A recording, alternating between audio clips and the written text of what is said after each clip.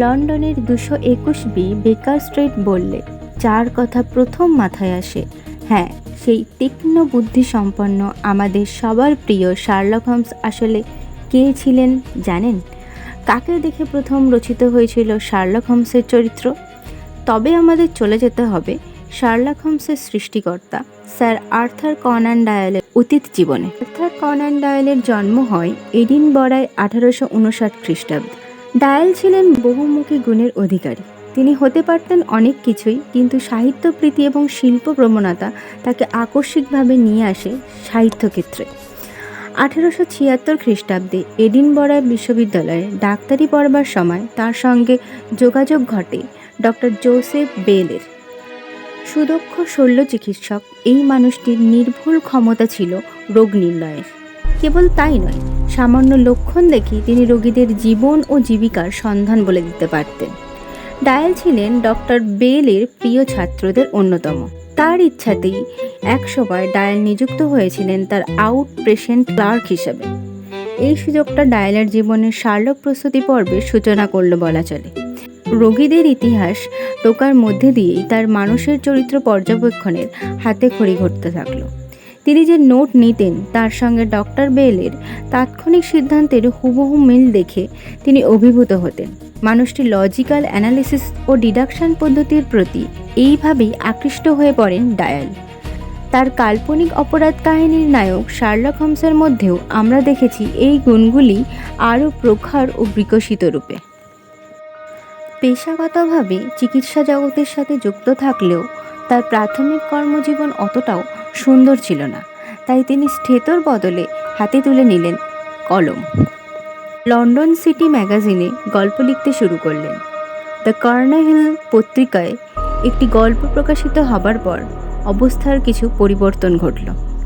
ইতিমধ্যে ডাক্তারিতে কিছু রোজগার বেড়েছে, অল্প হলেও স্থায়ী রোজগারের পথ কিছুটা খুলেছে। 1881 সালের এপ্রিল মাসে বিয়ে করে ফেললেন মিস লুই হকিন্স নামের একটি তরুণীকে। কিছুদিন পরে একদিন কাগজ কলম নিয়ে বসে নানান আঁকিবুকি কাটতে কাটতে একটা গোয়েন্দা চরিত্রের নকশা ছকে ফেললেন ডায়াল। নাম ঠিকানা সহ স্বভাবটিও ধরে রাখলেন 2-4 কথায়। বলা যায় এই মানুষটি ছিলেন শার্লক হোমস। অবশ্য প্রথমে নামকরণ হয়েছিল শেরিনফোর্ড হোমস, পরে বদল করে নাম রাখলেন শার্লক। গোয়েন্দাদের সহকারীটিকে নির্বাচন করলেন ডায়াল। প্রাথমিকভাবে তার নাম ছিল অরমন্ড শ্যাকার। এই নামটিও পছন্দ না হয় পরে বদলে করলেন ডক্টর জন এস ওয়াটসন। ডায়াল ডক্টর বেলের ছাঁচে গড়ে তুলেছিলেন মরফিন আসক্ত শার্লক হোমসের কায়মূর্তিটি। অবশ্য এই চেহারার ছাঁচের মধ্যে মিলে মিশেছিল তার প্রপিতামহ জন ডায়ালের অয়েল পেন্টিংয়ের স্মৃতিও। ডক্টর ওয়াটসন মানুষটি কল্পনা সৃষ্ট হলেও আকৃতি, প্রকৃতি এবং নামের উৎস ছিল দুটি বাস্তব মানুষ। দুজনেই ছিলেন ডায়ালের বন্ধু। এদের একজন হলেন সাউথসির ডক্টর জেমস ওয়াটসন, অপরজন মেজর উড। এর চেহারাটাই প্রায় হুবহু পেয়ে গেছেন গল্পের ওয়াটসন। এরপরেই শুরু হয় অদ্বিতীয় রহস্যভেদী শার্লক হোমসের একের পর এক অ্যাডভেঞ্চার, রীতিমতো ছকে বাঁধা গোয়েন্দা কাহিনী। শার্লক হোমস পাঠকদের দরবারে প্রথম আবির্ভূত হলেন এ ট্যাঙ্গল স্কেইন উপন্যাসে 1887 খ্রিস্টাব্দে।